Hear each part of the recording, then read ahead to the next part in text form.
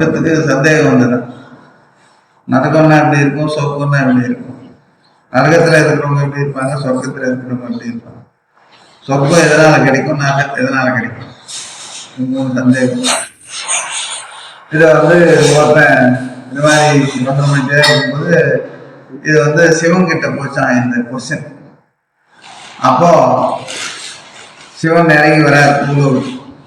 வந்தோடனே இவங்ககிட்ட கேட்குறேன், என்னடா அவன் சந்தேகம்? சாமி, என் சந்தேகம் இது, சொர்க்கத்துல என்ன நடக்குது, நரகத்துல என்ன நடக்குது, சொர்க்கத்துக்கு ஏன் போறாங்க, நரகத்துக்கு ஏன் போறாங்க தெரிஞ்சுக்கணும். அப்படியா, வா வா அப்படின்ட்டு அவனை கூப்பிட்டு நேரா நரகத்துக்கு போறாரு. நரகத்துக்கு போனோடனே அங்க ஒரு 20-25 அண்டா சக்கரை பொங்கல் வைக்கிறார். என்ன வடியுது அப்படியே சக்கரை பொங்கல். அப்போ அந்த நரகத்துல இருக்கிறவங்களை எல்லாரையும் பார்த்து சொல்றாரு, இந்த சக்கரை பொங்கல் சாயந்தரத்துக்குள்ள எல்லாத்தையும் சாப்பிடணும் அப்படின்னு. எல்லாரும் ஓடுறாங்க சக்கரை பொங்கல். ஒரு கண்டிஷன், எப்படி சாப்பிடணும்னா கை வளைக்காம சாப்பிடணும். எப்படி கை வளைக்காம எடுத்துக்கணும், கை வளைக்கூடாது, அப்படியே சாப்பிடணும். சாப்பிட்டா சாயந்தரத்துக்குள்ள முடிச்சுக்கணும் அப்படின்னு. சரி, கண்டிஷன் போட்டாச்சு. எல்லாரும் இவரு அங்கிருந்து நரகத்துல இருந்து வந்துடுறாரு, சொர்க்கத்துக்கு போறாரு. அங்க எல்லாரையும் பாக்குறேன். இங்க இருக்கிறவங்களுக்கு எல்லாம் ஒரு இது, அங்கே இதே மாதிரி சக்கரை பொங்கல் வைக்கிறாரு. ஒரு 20-25 நபர்.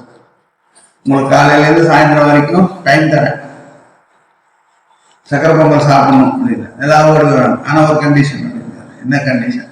கை வளைக்காம சாப்பிடணும். அப்படியா, நான் சரி சொல்லணும், ஓகே அப்படின்னு. இவனும் ஈஸ்வரனும் அந்த பையனும் எங்க ஒரு இடத்துல இளப்பாரி சாயந்தரம் 5 மணிக்கு நேரா நரகத்துக்கு போறாங்க. நரகத்துக்கு போனோடனே சக்கரை பொங்கல் எல்லாம் அப்படியே இருக்குது, யாரும் சாப்பிடல. என்னடா சாப்பிடல? நான் சாமி பண்றது, நீ என்ன சொல்லிட்டு போனேன், சாப்பிட சொன்னேன், கை வளைக்காம எப்படி சாமி சாப்பிடுறது? அப்படியா? அப்போ சொல்ற, நரகத்தை பாத்துக்கடா எப்படி இருக்குன்னு. ஏன் நரகத்துக்கு வந்தாங்க பாத்துக்கடா. அது அப்படியே நேரா இதுக்கு போறான். எதுக்கு? சொர்க்கத்துக்கு போறான். மொத்தம் சாப்பிட்டு ஆச்சரியப்படுறாரு. நான் மொத்தமா சாப்பிட்டு இருக்கிறீங்க எப்படா அப்படின்னு சொல்றாங்க. சாமி, நீ கை வளைக்காம தான் சாப்பிட சொன்னேன், நான் அப்படி எடுத்துக்கினேன். அவன் போயிடுச்சு, அவன் சாப்பிட்டான், அவன் எடுத்தான், எனக்கு வச்சான், நான் சாப்பிட்டேன் கை அப்படின்னு. அதனால நாங்கள் எல்லாத்தையும் சாப்பிட்டோம். அவன் சொல்றாரு, புரிஞ்சுக்கிறா? அப்ப சொர்க்கத்துக்கு வரணும் அப்படின்னா கொடுத்தா சொர்க்கத்துக்கு வரலாம், இல்லைன்னா கஷ்டம். ஆனா அவனுக்கு என்ன பண்ணாங்க, தான் சொல்ல மூணு வைக்கிறேன்.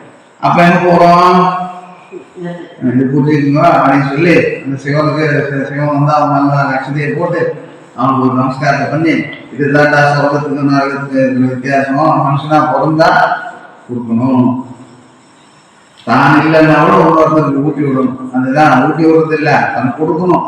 அந்த அந்த தியாகம் வரணும். தியாகம் வந்தாதான் சொர்க்கத்திலே இருக்கும். தியாகம் இல்லை அப்படின்னா ஒன்றும் பண்ண முடியாது.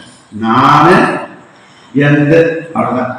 அதாவது ஒழுங்கா இருக்கிறோமா, அது கிடையாது. அதனால இது ஒரு பெரிய விஷயம். இன்னைக்கு எனக்கு அந்த புத்தி தோணுச்சு, சரி சொல்லலாமே. ஏன்னா சொர்க்கத்துக்கும் நரகத்துக்கும் இருக்கிற வித்தியாசம் இதுதான்.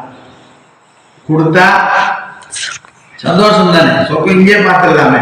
10 பேர் உட்கார்ந்து சந்தோஷம் சொர்க்கம் தானே. யாரும் வராம இங்கே உட்கார்ந்து இருந்தா அது நரகம் தானே. ஸோ சொர்க்கத்துக்கும் நரகத்துக்கும் இருக்க வித்தியாசத்தை சிவன் சொல்லி, அதுக்கப்புறம் ஆசீர்வாதம் பண்ணி சிவன் அவன் கைலாசத்துக்கு போனாரா. இவர் அன்னையிலேருந்து இதுதான் சொல்றமா, இதுதான் நரகமான்னு சொல்லிட்டு அவன் தேவையான விஷயங்களெல்லாம் கொடுத்து அவனும் சொர்க்கத்துக்கு சந்தோஷமா. இது விஷயம் நிறைய